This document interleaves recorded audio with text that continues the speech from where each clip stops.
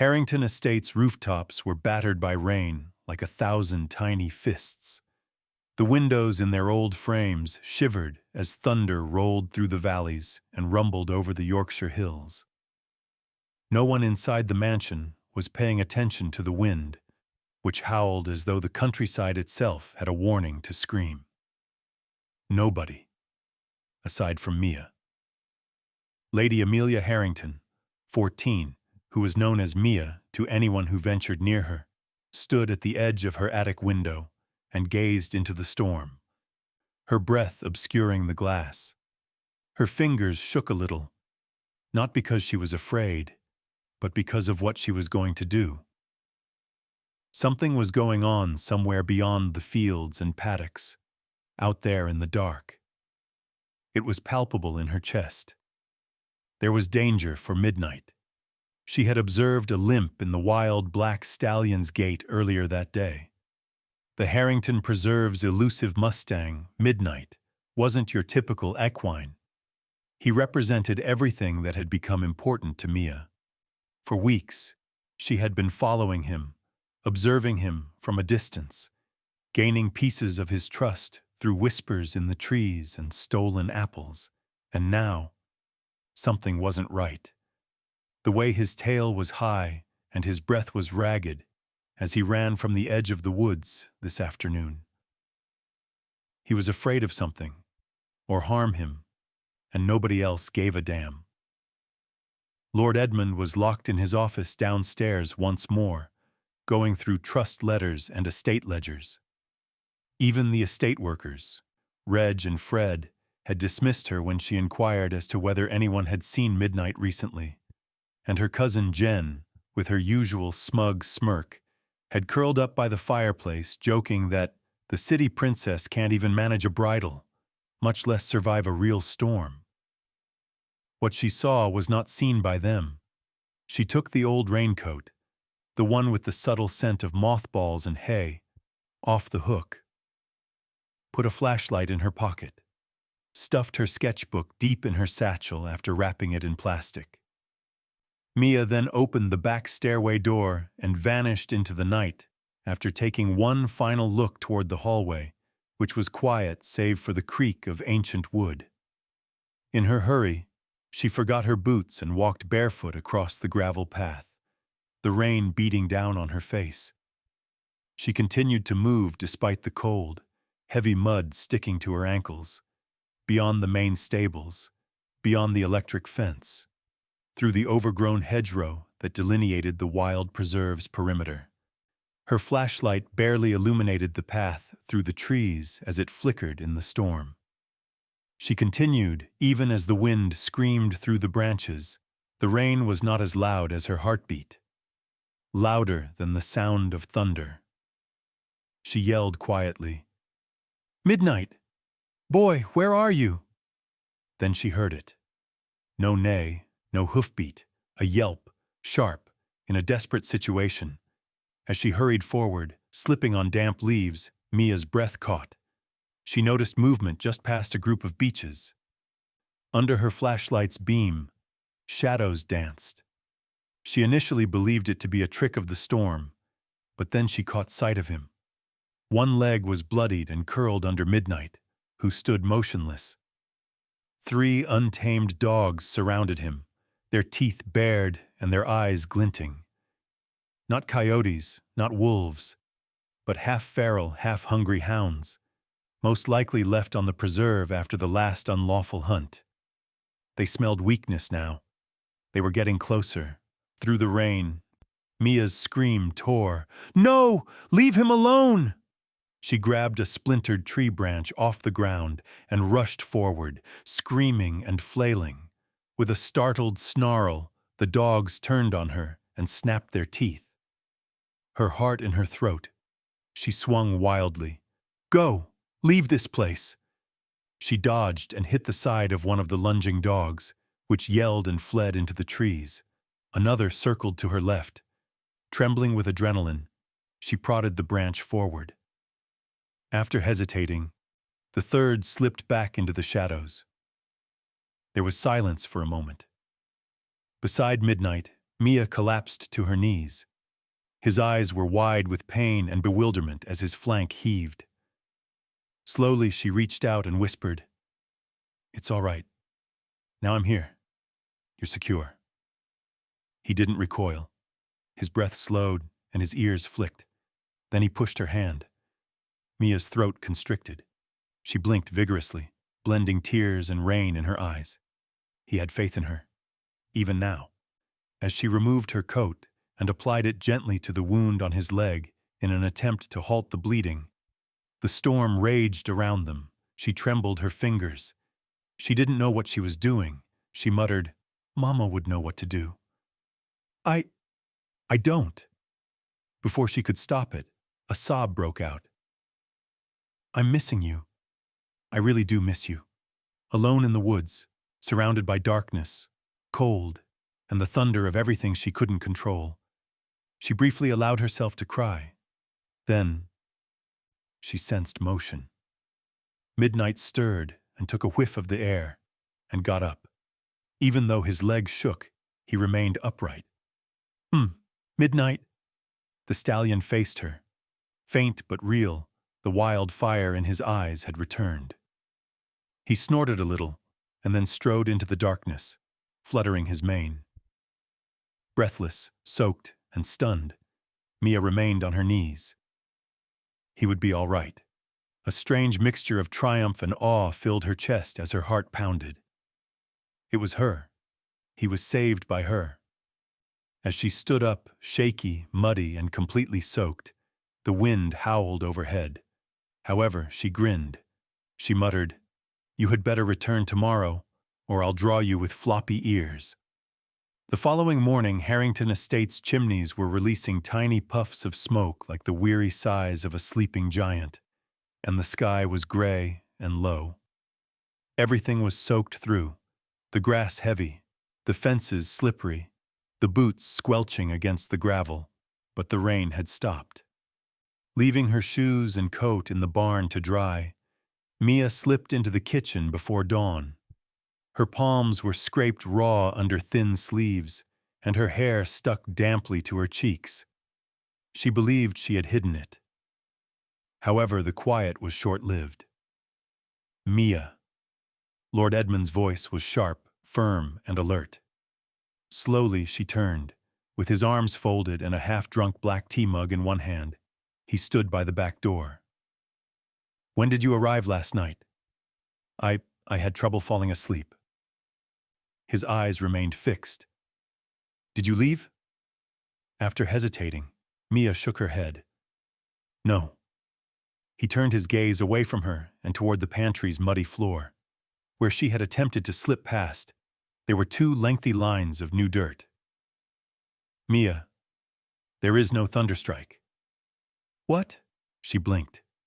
"What are you saying?" Fred saw that the paddock gate was open. The woods are where his tracks lead. He is no longer there. She stopped. Thunderstrike was no ordinary horse.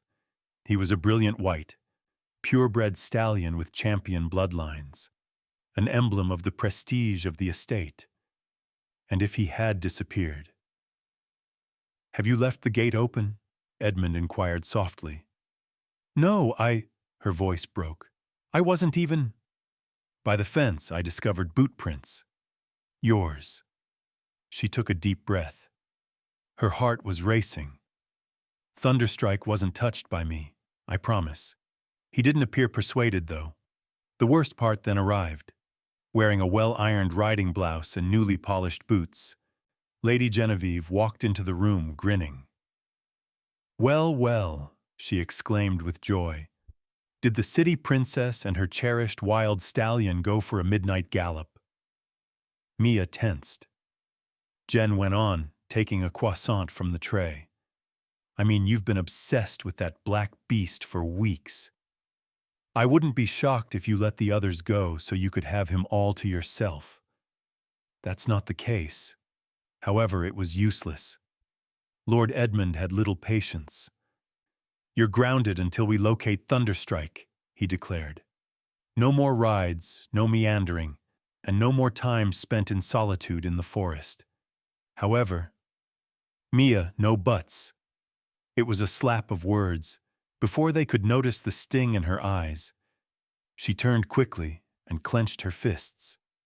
It was the tears she would not let fall that caused the world outside the window to blur, not the rain. Later that day, Mia sat on the bed in her room with her legs crossed and her sketchbook open but unopened. With the pencil resting on her knee, she gazed at the blank page. Jen and the others were getting ready for a group ride in the courtyard when the sounds of hoofs and laughter drifted in. She was not invited. They hadn't even asked her. She was instructed to think instead. She didn't want to think, though. She felt like screaming, to weep, to sprint. Her head was heavy with guilt, and her stomach hurt from frustration.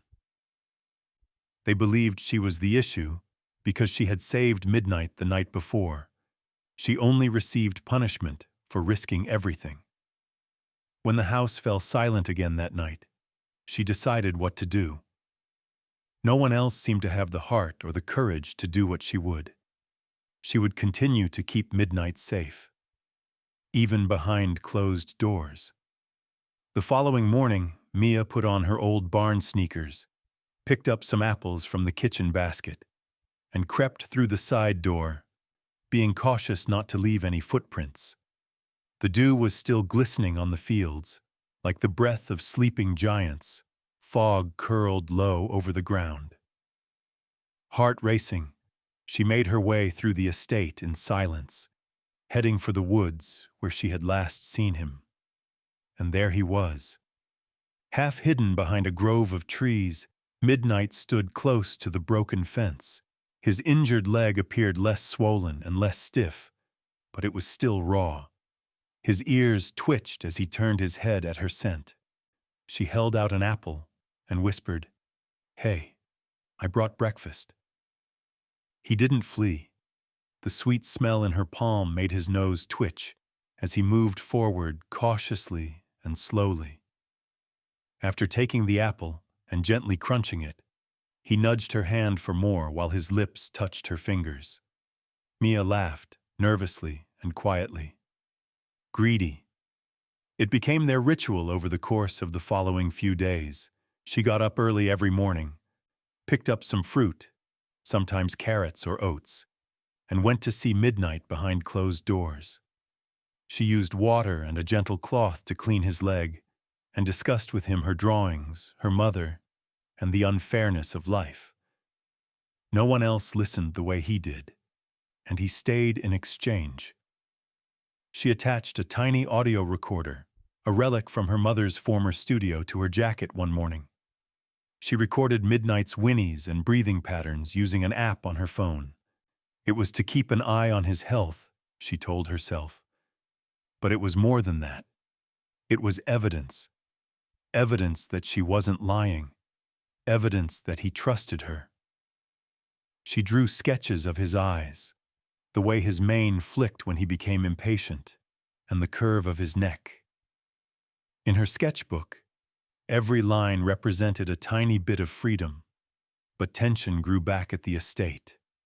Thunderstrike was still missing, according to Lord Edmund. Over tea, Genevieve continued to spit out small jabs, and the stern-faced groundskeeper for the estate, Reg, suspiciously observed everything she did. But when she stood in front of Midnight, it didn't matter. Mia wasn't weak here, beneath the branches and the gentle sound of birdsong. She wasn't the mistake, the spoiled niece, or the city girl. She was simply Mia, and that was sufficient for the first time in weeks. Little smirks were exchanged over scones at the Sunday bake sale, whispers in the neighborhood pub, and sidelong glances at the village store were the first signs of gossip. However, it spread like fog slinking through the hedgerows. Mia Harrington has been conversing with horses, swears she can relate to that untamed stallion. God bless her, she must be missing her mom. But conversing with animals? By the end of the week, the butcher even cracked a joke as she passed. "Be careful now, my love. You might get orders from that filly of yours." With her head down and her scarf tightly wrapped against the wind, Mia continued to walk. She didn't answer. She didn't recoil, but inside, like a violin string stretched a note too far, something coiled tighter and tighter. She didn't realize how painful the seclusion was, not just from the village, but from the house she was meant to live in. Lately, the estate seemed colder, farther away. The rooms appeared more empty, the corridors longer. Though her eyes continued to roll at everything Mia did, even Jen had fallen silent. Mia, however, had midnight, and their daily routines turned into a lifeline. She would sneak out before sunrise every day, carrying a satchel of supplies and a pocket full of fruit. Now Midnight waited close to the grove's edge, occasionally even trotting in her direction when he heard her footsteps. Her gentle cleanings, the herbs she had researched online, and even the voice recordings she played to soothe him had all contributed to his leg's remarkably quick healing. Everything had an impact. She began conversing with him more. Real things, not idle chatter. Fears, dreams, sadness. One morning, she ran a brush gently down his flank and remarked, "I don't really think I fit here. Everyone thinks I'm weird. However, you don't, do you?" Midnight's ears twitched. She went on, "I miss Mom. Every day, I can't stop thinking. Perhaps things wouldn't be so difficult if she were still here." As though he understood, the stallion gave her a gentle shoulder rub. She smiled at it. Only a bit. Peace, however, never lasts. Not on ancient territory with protracted shadows. Mia heard quiet voices close to the tack room one evening as she was returning through the west barn gate. "Every morning I've watched her go. She probably isn't aware of the cameras. I'm betting she's slinking off once more. Lord Edmund will not be happy. She's working on something. No girl is left out in the cold for no reason."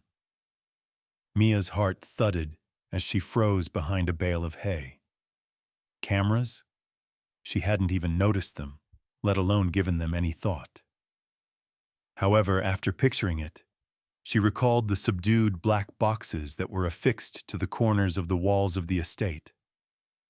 Some were elderly and hardly moved. Others had little green lights. They were silent and observing. She sprinted directly to her room, locked the door, and fell onto her bed. Thus, they were observing her. They were, of course. The fact that the village believed she was insane wasn't enough. Her own family was now also spying on her. The pencil in her sketchbook would not move when she opened it. Not this evening. She hesitated the following morning. Perhaps she ought to stop. If they discovered, perhaps they would take Midnight away. Perhaps. Then she recalled the trust in his eyes from yesterday, the devotion. He seemed grounded by the way he had leaned into her voice. So she left. She chose a longer route this time, going past the pond, through the woods, and around the stables in a wide circle. To muddle the tracks, she smudged her shoes and put on her oldest coat. She even left a trail of fake apples near the chicken coops. It was absurd. However, it gave her a sense of control. He was waiting when she got to Midnight. She put her cheek against his neck and grinned. They don't understand, do they? That the only thing that is real is this. Warm breath misting in the cold, he snorted. She took out her phone and tapped the app to open it. When she scratched behind his ear, the audio recorder flickered to life, catching the low rhythm of his breath and the slight shift of his hoofs. However, today, she continued after that. She sat with him for a while, then took a small notebook, not her sketchpad but another one, from inside her coat. She started writing after turning to the first page. First journal entry. Harrington life. They all believed that the mud, the cold, or the animals are the most difficult aspects of living out here. However, it isn't. It's the quiet. It's because nobody expresses their true feelings. How grief is meant to be courteous. How you are called odd and left to rot behind walls if you don't fit into their categories: rider, hunter, or worker. But compared to that stone cage they call a manor, I feel more human out here in the woods, with a wounded horse and no one is looking. With a sigh, she closed the book. You also think I'm crazy? Midnight just stood there, calm and quiet. And that was sufficient for the time being. Lord Edmund invited her to join him in the conservatory later that day. As she sat opposite him, dust particles danced between their words as sunlight streamed through the glass ceiling. Calmly, he stirred his tea and said, "I know you've been going out." Mia remained silent. "The cameras have captured you," and Fred discovered apple pieces close to the northeast fence. She remained silent. "I'm not upset," he went on. "I'm perplexed." At last she raised her gaze. "Why don't you just explain what you're doing?" "Because you wouldn't trust me." Edmund's forehead wrinkled. She whispered, "I've been caring for a horse. Not Thunderstrike, Midnight, the untamed one." "Midnight," he said it again. "That wild animal? Last year, the one that threw down the western gate? He poses no threat. He was wounded. I assisted him." His eyes searched hers as he reclined in his chair. She muttered, "You think I'm lying?" After a moment he said, "No. You seem lonely to me." She gasped. "I also believe. I want to see this horse." Mia blinked. "You mean it?" "You'll show me tomorrow," he said. She was unable to determine whether the pain in her chest was from relief or fear. In any case, the morning of tomorrow had suddenly become the most significant one in her life. Like silk untangling from the sky, a gentle mist floated across the pastures in the crisp morning air. The grass was damp under their boots as Mia walked silently beside Lord Edmund. His stride seemed less stiff than usual today, as though something inside of him had started to loosen up, just a little. There was no one else with him, no Fred, no Reg, no General. He was led by Mia alone through a small passageway behind the ancient stone wall enclosing the north field of the estate. She remained silent. She didn't have to. It felt both inevitable and terrifying to bear the weight of what was about to happen, showing him Midnight. She stopped by the tall oak where she always left the apples. She slowed her breathing. She gave one whistle. A few seconds went by. Then slow, cautious hoofs against the ground. With his mane tangled and his dark coat still displaying signs of dried mud, Midnight appeared from behind a row of holly bushes. As he moved forward, his leg was healing nicely and no longer favored the right side. With a mixture of wonder and suspicion, Lord Edmund's eyes narrowed as he observed the stallion. Mia took her hand out of her coat and held it out softly. "It's all right. He is aware of me." Midnight approached, accepted the apple, and stood next to her, silent, motionless, and majestic. Edmund remained silent for a while. "He really comes to you," he finally said. Unsure of what else to say, Mia nodded. "What would most men do with a horse like that, do you know?" Edmund whispered. "Sell him, shatter him, give him a brand." "I understand," she said quietly. "But he isn't supposed to be owned." Something unreadable flickered behind Edmund's eyes as he gazed at her for a long time. "I guess you weren't either." On the way back, they didn't talk. However, something had changed. Between them, a thread of respect had been spun, as thin as spider silk. During the following week, the estate started to become softer. There was no drama, no ostentatious displays or abrupt acclaim. However, Edmund began requesting that Mia attend the stable's morning meetings. He even allowed her to listen in on a call he had with the RSPB about applying for more conservation grants and extending the preserve's boundaries. "Listen carefully," he later told her. "You'll need to understand how bureaucracy operates if you're going to protect things.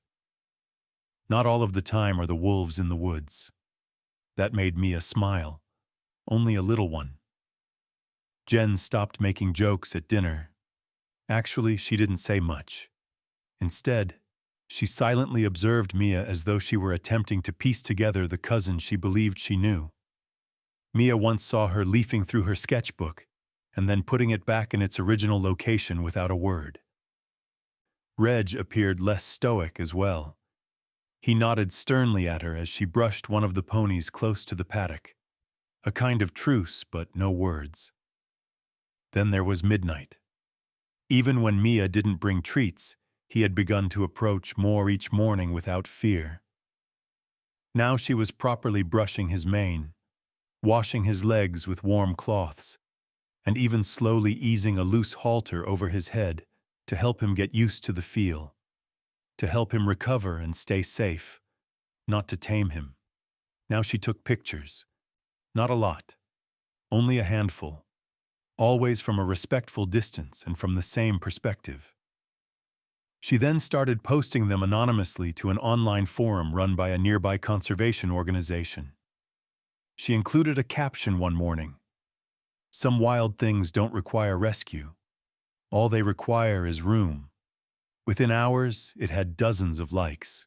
She received a private message from one of the moderators asking if she would be interested in becoming a member of a local preservation network. Younger voices were needed. Not just London-based researchers, but people who truly lived in the countryside. She took a while to reply. She sat in the east parlor by the fire that night. She was joined by Lord Edmund, who carried 2 mugs of hot milk. He gave it to her, took a seat, and gazed into the fire. He whispered, "Your mother used to sit here every evening following dinner, similar to you." Mia was unsure of how to react. She had faith in things, he continued. Things that the rest of us didn't understand. Mia muttered, "She had faith in me." Edmund gave a nod. She did it every time. The soft pop of burning wood was the only sound they heard as they sat for a long time. Then he got up to go, saying, "If this midnight of yours is going to stay, we must do it correctly." Mia blinked. "What are you saying?" "I refer to a thorough veterinary assessment, a conservation procedure, an account of what was observed. You wish to keep him safe. Learn their language." Mia straightened her posture. Edmund said, "I'll teach you, but you'll need to take it seriously." "Yes, I am." For the first time, he smiled without hesitation as he looked at her. "Then let's start tomorrow." The following day, Mia went to the local village hall to meet with a pony conservation group. Despite their advanced age, farmers, former veterans, and a few biology students on break from college, they paid attention, listened intently.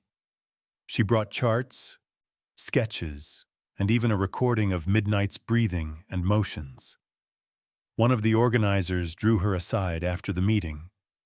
The woman remarked, "You have something unique, not only with the horse, but also with your perspective.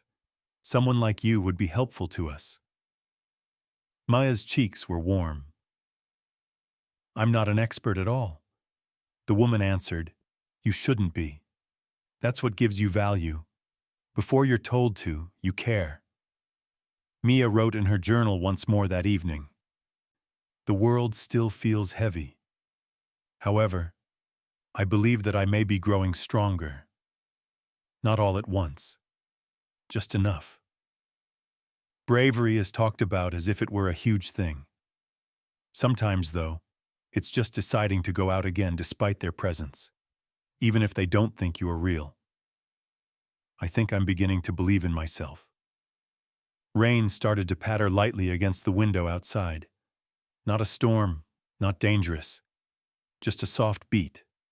Similar to breathing, that week, the frost arrived earlier than usual, clinging to the corners of stable doors and creeping along windowsills like a warning whispered in ice. As usual, Mia woke up before the sun rose, but there was a difference in the quiet outside. Heavier, still. She hurriedly put on 2 coats, a scarf, and thick wool socks before making her way through the manor as silently as she could.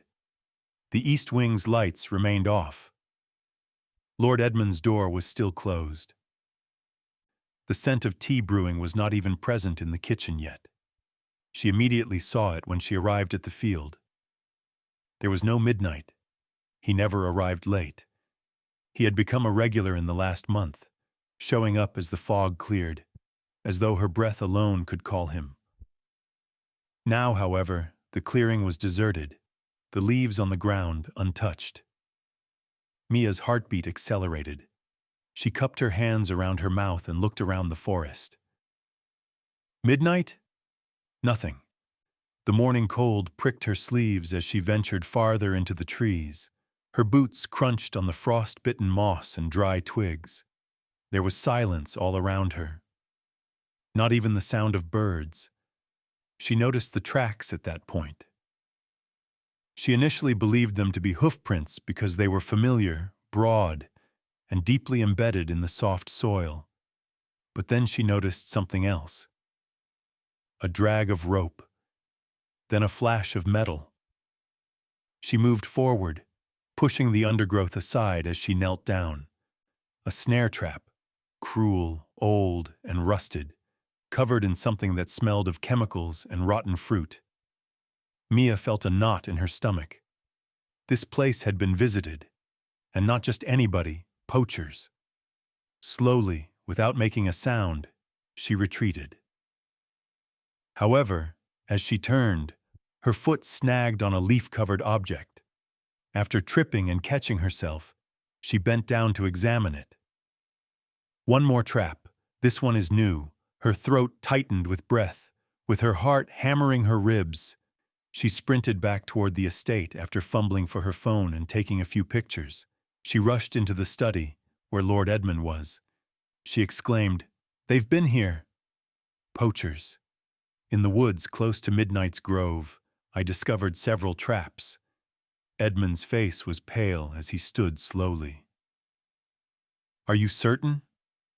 "I have photos." It smelled terrible, like chemical-soaked bait. He grabbed his coat. "Call Reg," he commanded. And Fred, right now. Within an hour, Reg and Jen, who had now joined the battle with furrowed brows and tied-back hair, organized a grid search that brought the estate's employees together in the north field. She appeared shaken as well. Nobody mentioned Mia's presence. She wasn't the outsider for once. In all, they discovered 5 traps. 2 are rusted and old, 3 new. 1 was covered in fresh blood. "Probably fox," Fred whispered. "However, these aren't for foxes. Not at all." "What are they used for, then?" Jen inquired. Everybody turned to gaze at Mia. "Midnight," she murmured. "The wild horses are their target." A meeting was called that evening in the west parlor of the estate. In a rare display of seriousness, Lord Edmund lit the fireplace himself.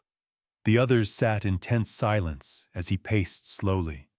He started by saying, "There have been rumors for years. However, we never had evidence, not until now." "What are the rumors?" Mia inquired, but she had a suspicion. He described it as a local ring, perhaps connected to wildlife smugglers from the southern counties. Rare birds, exotic furs, and even indigenous ponies were either illegally shipped off or sold to private estates. "There's one name that keeps coming up," Reg continued. "Whitaker, Baz, resides close to Grey Hollow's edge. No work, no land. Nevertheless, he always has money to spend and manages to drive a brand new truck." Edmund clarified. "Barry Whitaker. Long ago I was a steady hand here. fired for stealing. Not seen in years around here. Up until recently. Mia remarked, he has been keeping an eye on the preserve. Last week I noticed cigarette butts by the fence, as well as tire marks. Edmund's mouth clenched. This is over now. Mia didn't wait for the others the following morning. After putting on her coat and slinging her satchel over her shoulder, she set out to locate Midnight. Despite the danger, she didn't care. To be sure he was safe, she needed to see him. Now the woods had a different feel, not only because of the fear or the traps, but also because there seemed to be a threat buzzing through the air. Enraged, her eyes scanned each step as she moved slowly. Then, a noise. Hoofs. Quick. Erratic. Just as Midnight, wild-eyed and with sweat dripping from his flanks, galloped past. Mia hid behind a thick oak. He was limping badly, and a wire hung from his back leg. "No!" she said in a whisper as she left. "Stop, Midnight!" However, he vanished once more, crashing through branches and disappearing into the deeper forest. She pursued. She continued even though her lungs screamed and her legs burned. Her heart thumping in her ears, she followed the sound. She eventually located him in a clearing behind the northern ridge. With the wire tightly wound around his back leg and blood seeping into the grass, Midnight stood trembling. As she came closer, he almost fell and reared. With a shaky voice, Mia said, "It's okay. It's me. I'm present." She approached slowly. She yanked off her scarf to allow him to smell it, hold it low. "Do you recall? You have faith in me." Midnight's respiration slowed, with caution and steadiness. She knelt next to him and started to untangle the wire. He twitched at every touch, but he didn't run away, didn't engage in combat. She bandaged the injury. With trembling fingers, he called Lord Edmund, dropped a location pin. She muttered, "We need help. Now." The veterinarian showed up an hour later. After being sedated and given medical attention, Midnight was cautiously moved to the South Field's makeshift enclosure. Until he recovered, they would keep him close. But Mia was aware that the danger had not ended. She watched him sleep that night while sitting by the paddock fence. Cold and sharp, the stars blinked overhead. She pulled out her journal once more. "They came to get him, as I had feared. Furthermore, I wasn't prepared. However, I will not allow it to occur once more. This location, these equines, they are important. I see it. Even if no one else does, I'll fight too." Someone peered through binoculars into the darkness outside the estate walls, eyes narrowed by the paddock lights. A man with a stubbled jaw chewing on the end of a cigarette. He spat into the ground. Baz whispered, "She found him, but we haven't finished yet." The ensuing days passed slowly and tensely, with glances over teacups and whispers behind closed doors, marking each hour. Harrington Estate no longer had the feel of a tranquil old country manor. It had the atmosphere of a besieged fortress. Under close observation, Midnight stayed in the south enclosure to heal his leg. Every day, a veterinarian came. In addition to motion-activated alarms concealed close to the woods, Lord Edmund had ordered the installation of 2 trail cameras along the preserve's perimeter. Even Jen, who had previously been so distant, had started to check the gates herself, and Fred and Reg went on night patrols. Mia, however, was unable to sleep. She became agitated at every tree rustle and wind creak outside her window. Then the alarm went off one night. Her phone lit up, the security app flashing red, and she heard a slight buzzing on her bedside table. At 2:41 a.m., motion was detected at the east fence. She immediately sat up, snatched up her coat, and ran down the steps. In the hallway, Her breath froze. Nobody else had woken up yet. She sprinted directly to the command tablet that Reg had set up in the foyer. Static camera feed, followed by shapes. Two males, one carrying a duffel bag, one more with bolt cutters. They were both heading quickly for the secondary gate while sporting hooded jackets. She was not thinking. She simply ran outside after grabbing the keys to the ancient Land Rover that was parked close to the barn. Once more, the rain was falling steadily but softly, soaking the gravel while her boots thudded on the ground. Once, twice, the ignition clicked, and then it roared to life. She turned the wheel sharply and bounded forward down the narrow path that led to the east woods, the tires spinning in the mud. The fog was broken up by headlights. Her knuckles were white as she held the wheel tightly. On both sides, trees with low branches that clawed at the roof were blurred. Then, ahead, taillights. A dark pickup truck is backing away from the preserve fence, its engine already rumbling. They shot it after spotting her headlights. "Oh no, you don't!" She pressed the accelerator hard. Mud flew from the Land Rover's tires as it lurched forward with a growl. The other car attempted to turn onto the back road toward Grey Hollow. It was heavier, sleeker, and newer. Without hesitation, Mia followed. Water splashed up against the windshield as potholes cracked the dirt path. She breathed quickly, her heart thumping so loudly in her chest that it overpowered the radio, which was still playing a languid folk tune that someone had neglected to switch off. She made one headlight flick. But then again, the truck continued to move. Rather, it made a sharp rightward swerve in an attempt to lose her in a narrow lane. Mia trailed behind. The road narrowed, trees huddled in. The dashboard rattled with each shock. Edmund was calling when her phone buzzed once more. She disregarded it. The truck's brake lights then flared as the road curved sharply close to a cattle crossing. It's too late. When Mia applied the brakes, the Land Rover slid. She turned the wheel sharply to the left. "Come on! Come on!" The tires became locked. With a crunch of metal and dirt, the Land Rover came to a violent stop after skidding sideways and crashing into a ditch. There was silence. She sat there for a moment. Her breath caught in her throat. Her head hurt. She got a burn on her arm. However, she was still alive. Raindrops slapped her face like tiny slaps as she slowly opened the door. The truck had vanished.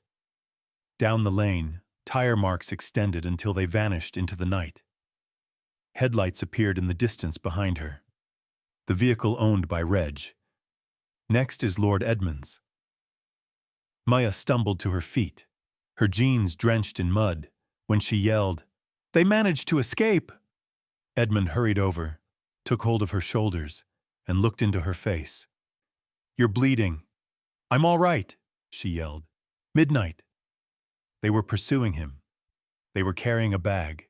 Instruments. I noticed them. Reg held up his phone and said, "We know." Additionally, they tripped the other camera. Our faces became more distinct. Baz Whitaker is one of them. Edmund's mouth tightened. "I'm going to call the constable." "No," Mia said softly. "I'll give him a call." The local police showed up by noon. 2 officers with notebooks in hand, boots crusted with mud, and plain jackets. They watched the video, took statements, strolled around the East Woods perimeter. The constable stated, "We cannot arrest him based solely on pictures. However, we can exert pressure on him. We'll take action if we gather sufficient proof, such as eyewitness reports and tracking devices." With her arms folded and her lips quivering, Mia stood in the background. She had not succeeded. Tonight, midnight might have been stolen, due to her carelessness. Edmund took a seat next to her on the manor steps after the officers had departed. He remarked, "You did what you believed to be right. even if it was risky. I didn't stop them. No, he muttered. However, you frightened them. She gave him a look. She muttered, they'll be back. And they'll come harder next time. Mia was journaling by lantern light in the stable loft 2 nights later when she heard footsteps creaking below. She looked over the side. General having something in hand. A parcel. What is that? Mia inquired. Jen raised his head. Tags for security. They were ordered by Edmund. For midnight. Setting the little box between them, she ascended the ladder and took a seat next to her cousin. Additionally, she brought this, she said clumsily, as she gave Mia a folded piece of paper. Slowly, Mia unfolded it. An outline of midnight. Bold, angular lines. Not as delicate as hers, but proud and fierce. Mia remarked, I had no idea you were a Drew. I don't. Not like you. They sat for a long time in silence. Then Jen remarked, you showed courage. Idiotic, yet courageous. Mia chuckled. You've never said anything nicer to me than that. Avoid becoming accustomed to it. For the first time that night, the estate seemed to belong to her as well. The battle, not just the terrain, the fences, or the stables. Now this was her home. Her equine. It was her duty. She also refused to allow anyone to take it away. Midnight's wound had healed by the end of the week, and his back leg was only lightly scarred. Now he could walk, a little hobbling, but steady. The veterinarian grinned and referred to it as a miracle. Mia referred to it as something more profound. The simple part, however, was healing Midnight's body. The war was changing. Traps in the woods were no longer the only topic, or racing through lanes flooded with fog to catch poachers. It had gone to a noisier place, crueler, public. When Mia uploaded a brief video, it all began. Only 20 seconds, walking across the pasture at midnight, eyes calm but alert, mane rustling his shoulder in the wind. She added a faint voiceover that was hardly audible above a whisper. He sustained injuries, let them suffer. He was saved by us. Why do they want him back now? For financial gain? At 9:32 p.m., the post went live. It had 42,000 views by midnight, more than 100,000 by morning. In the UK, the hashtag #FreeMidnight began to trend on Twitter. Pages dedicated to wildlife started reposting it. Animal rights organizations made comments. On TikTok, someone even created a brief remix version set to violin music. Mia wasn't sure if it was smart or dumb. Then the press arrived. The following day, a local news crew arrived with cameras and microphones at the gates of Harrington Estate. Mia Harrington, a reporter, caught her outside the barn and asked, "Is your horse preserve the target of a poaching ring? Is the stallion in danger?" The sudden camera light caused Mia to blink. Indeed. It's not just about him, though. It concerns them all. Every animal in this place. They are voiceless. However, we do. Are you making a specific accusation? She hesitated, then uttered it aloud. Barry Whitaker. Locals are aware of his identity. The police also do. That evening, the video was broadcast. Lord Edmund refrained from shouting. He didn't even speak louder. After dinner, he just watched the report replay on his laptop in the conservatory and remarked, "Well, I guess we are no longer hiding." Baz Whitaker, however, wasn't hiding either. A Facebook post surfaced 2 days later. Hazy pictures of Mia feeding midnight apples and stroking his mane while she stands close to his cage. The caption said, "A wealthy girl puts residents in danger while playing the role of savior. That equine? Even keeping on private property is illegal. Apparently, Daddy's money can purchase more than just fences." The comments went wild. Does she have a license? I thought they were anti-hunt, but now they're keeping wild stock? That's Harrington land. This has the scent of virtue signaling. Then, pictures that had been photoshopped. One of Mia purportedly posing next to a fox in a cage. Another depicting a warped image of her brandishing a whip. Edmund scrolled and muttered, "Fake, but they'll accept it." By the lower gate, Reg discovered tire tracks once more. A drone was flying around the pasture when Fred noticed it. The estate had the feel of a pressure cooker rather than a preserve. That night, Mia sat with her knees pressed close to her chest on the floor of her bedroom. Her face appeared hollow in the mirror due to the glow from her phone. Never before had she come across so many falsehoods about herself. Her name has never been twisted into anything poisonous. Her voice broke midway through the response video she attempted to record. She removed it. Then, a ping. A request for a message. At Rosie for Wildlife, "Hey, I saw the hate you're receiving. Keep going. It's a good thing you're making them uneasy. Allow me to assist you in creating a campaign. Actual pressure. Actual reach. You're not by yourself." Mia gazed at the display. "Next," I typed. "What should I do first?" A new video was posted by morning. It wasn't just midnight this time. The entire preserve was involved. Sewn together is footage of Edmund speaking at a conservation forum years ago, Fred repairing a broken fence, and Reg setting up boundary markers, a rescued foal being brushed by a general. Mia is narrating everything. "We're not flawless, however we are concerned. And we take action. You fight when someone tries to destroy what you value. Not with fists, with veracity." In 3 hours, it reached 250,000 views. The backlash started to shift. Anger gave way to inquiries. Doubt began to slant toward compassion. Wildlife organizations came together.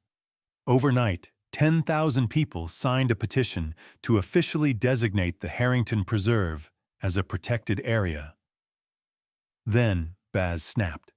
On his personal page, he uploaded a lengthy, rambling video.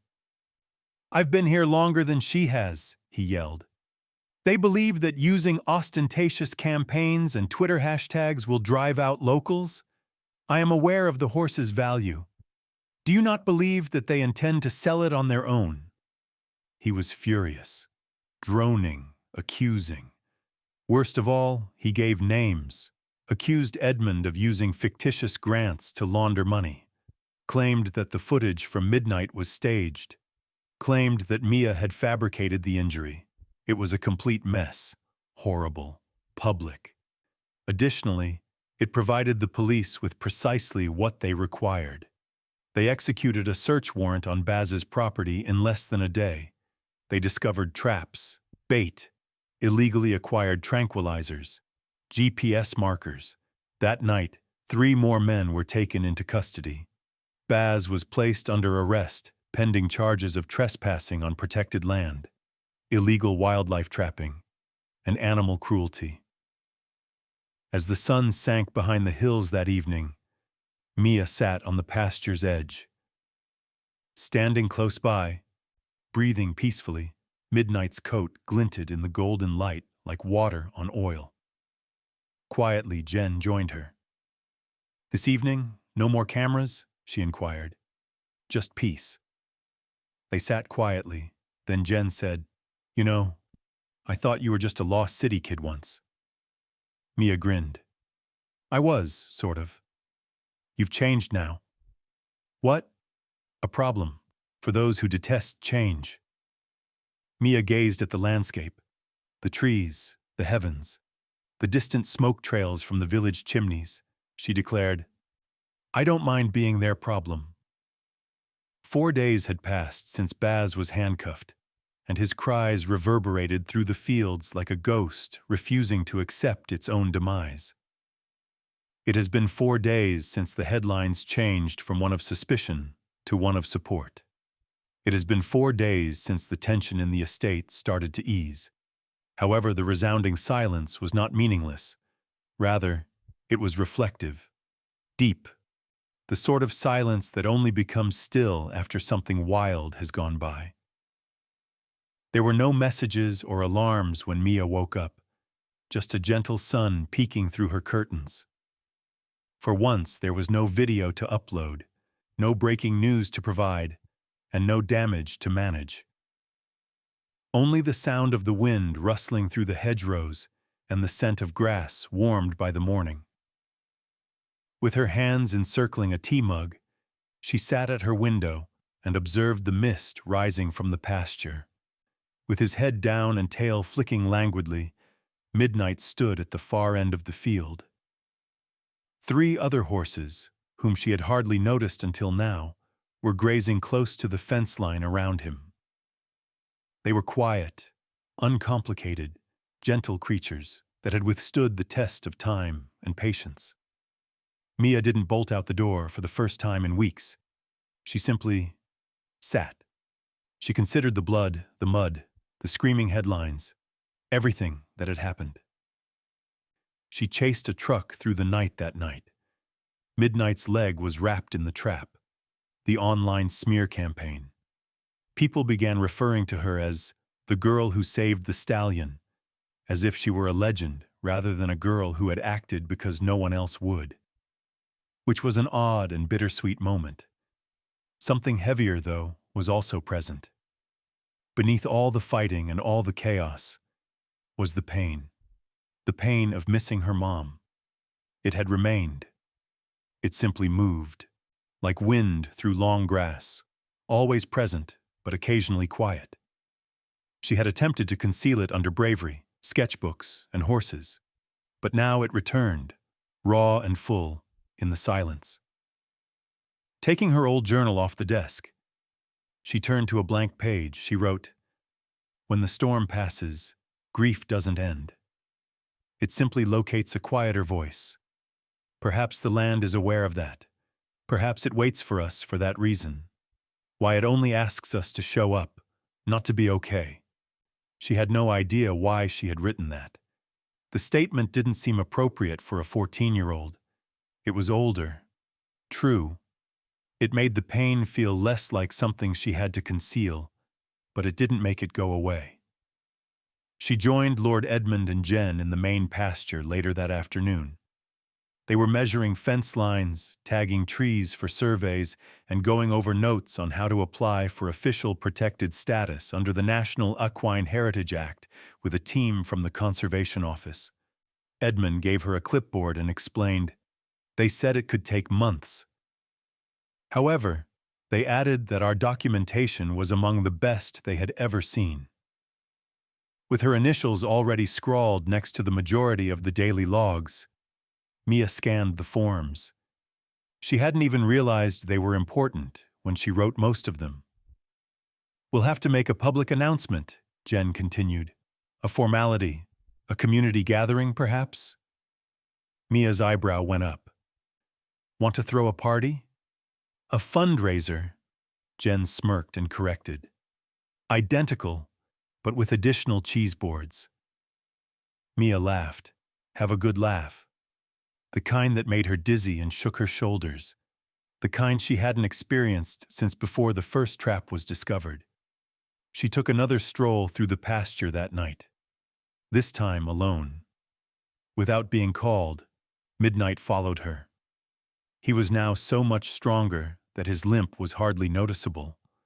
Someone, most likely Jen, had tied a soft green ribbon just behind his ear, and his mane had been brushed that morning. Mia left it in place.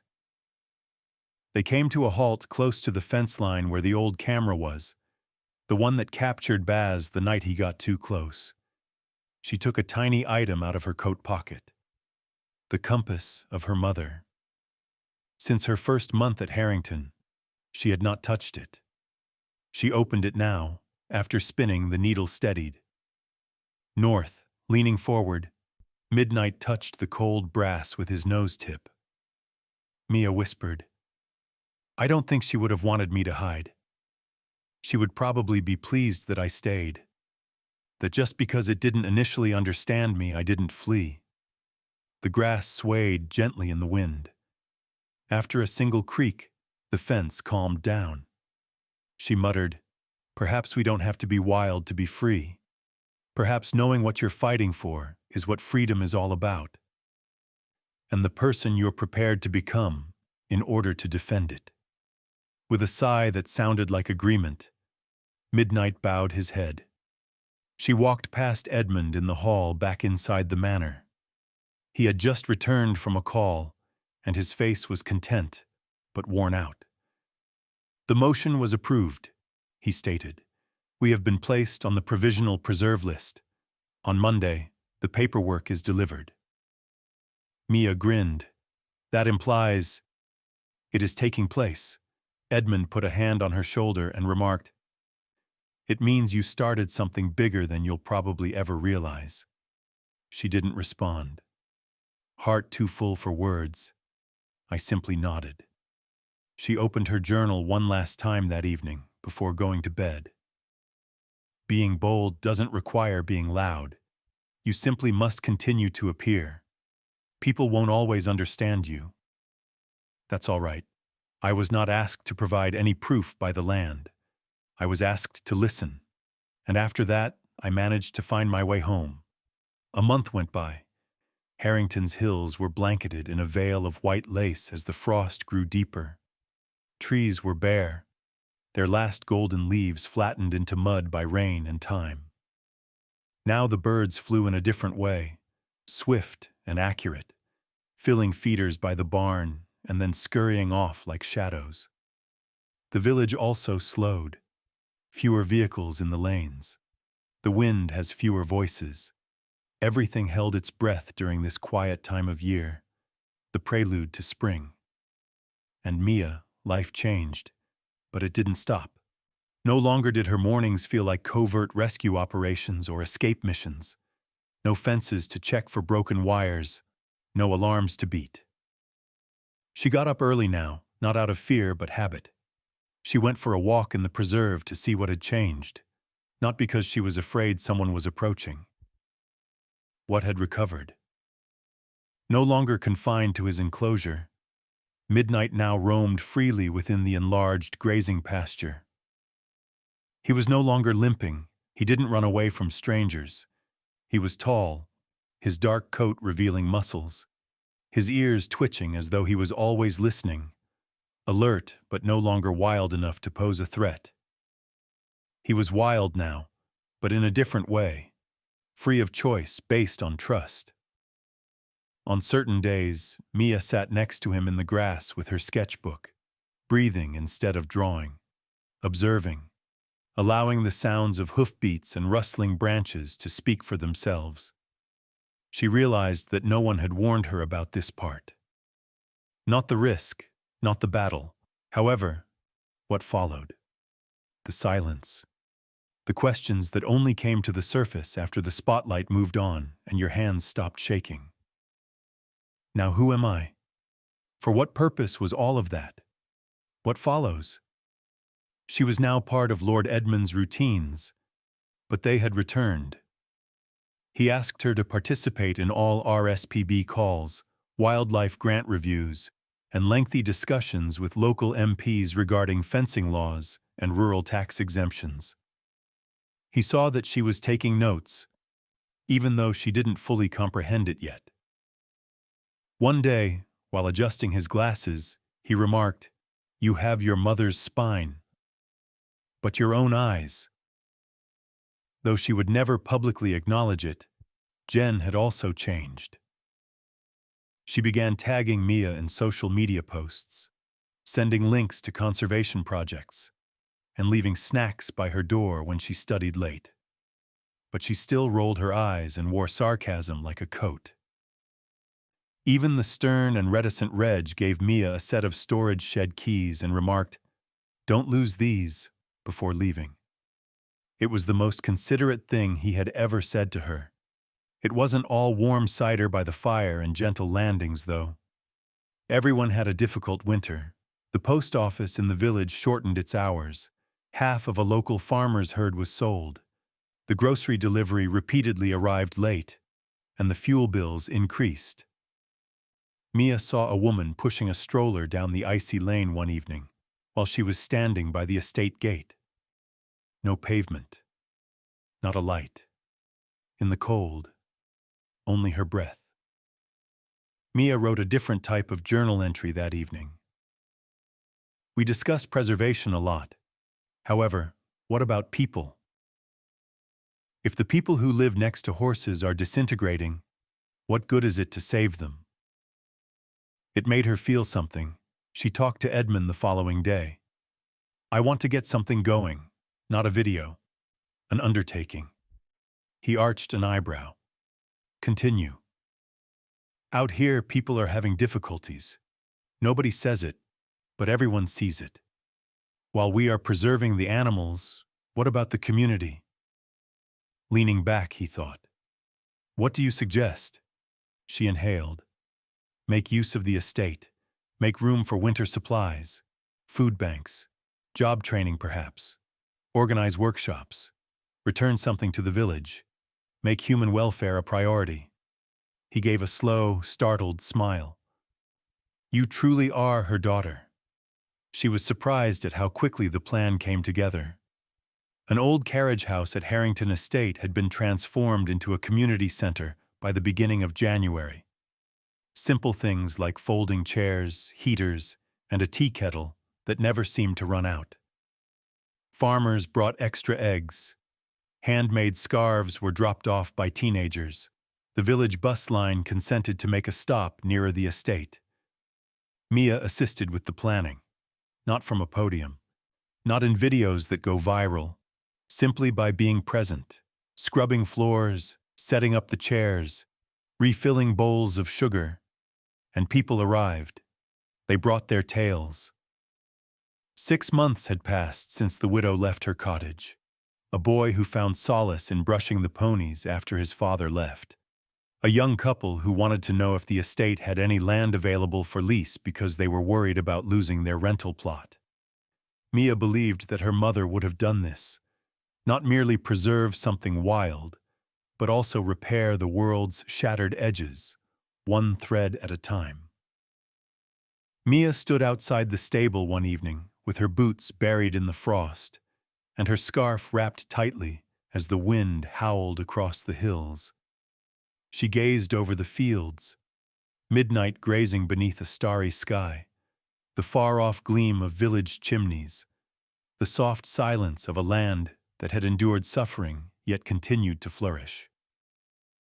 Then she said it aloud, not to anybody, only to herself. I will not return, not to the city, not while she pretended to be indifferent, not to be a spectator rather than an actor. I now reside here. She didn't require permission, or a speech, or cheers. This was exactly what she needed. A sigh, a decision, a fact. The estate was covered in white when the snow finally fell in late February, as though the land itself had finally taken a moment to breathe, really breathe, for the first time in a long time. Now everything was quieter, softer. However, the silence was no longer oppressive. It was packed. With a view of the east pasture, Mia stood on the ancient stone balcony. Below, Jen was assisting some village children in constructing a hay fort next to the pony barn. In the direction of the conservatory, Reg dragged a bundle of firewood. Fred waved at a woman pushing a pram up the lane, holding a thermos of cocoa in one hand. It was close to tree line at midnight, with a pale gray sky in the background. He turned to face her. He did. Only once. Just enough time. Then he dropped his head and went back to the ground, looking under the snow for shoots. She had spent the last 3 weeks documenting the final notes for the preserve's protected status application. Maps, logs of behavior, veterinarian reports, rosters of volunteers. The following month, all of it would be delivered to the Rural Committee of Parliament.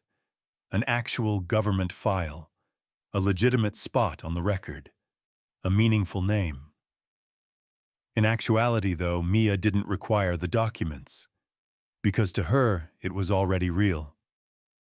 The community fundraiser took place during the second week of March, right before the first yellow blooms appeared on the frozen ground. There were no string quartets or champagne, so it wasn't a big event. There were only long tables under the trees, paper lanterns hanging from the branches, and the aroma of early daffodils and fresh bread. Families arrived with jam jars and pies. Teens brought guitars and sketch pads. Edmund poured cider for the local school teachers while dressed in his old tweed suit. When someone tried to thank Jen, she rolled her eyes and wore boots instead of heels. As people began to filter in, Mia stood close to the west paddock gate. Someone had asked her to talk. Edmund didn't. The town council leader told her bluntly, "You started this, rather than general. We need a few words from you." She then ascended to the tiny platform, which was constructed out of plywood and bales of hay, inhaled, and gazed out at the faces, some of which were familiar, some of which were still unknown. "Aside from this," she said steadily, "I don't have much to say." She hesitated. "When I first arrived here a year ago, I felt like I didn't belong. I was weak. That remaining silent and avoiding conflict was the only way to survive." She looked up, then down at the grass. "However, I heard a sound in the storm one night, a equine. It hurts. By themselves. I also didn't think. I simply went." She pointed to the pasture, where Midnight was now grazing next to two rescued ponies. "I had no idea that would make all the difference. However, it did." She glanced around at everyone, including Edmund in the back, who had his arms folded but his eyes warm, Reg, gnawing on a toothpick. Jen, trying not to cry. The boy who used to cry when he touched Midnight is now standing next to his mother, carrying a clipboard. To make an impact, you don't have to be loud, wealthy, or elderly. All you need to do is care enough to stay. She gave a tiny, genuine smile, and I remained.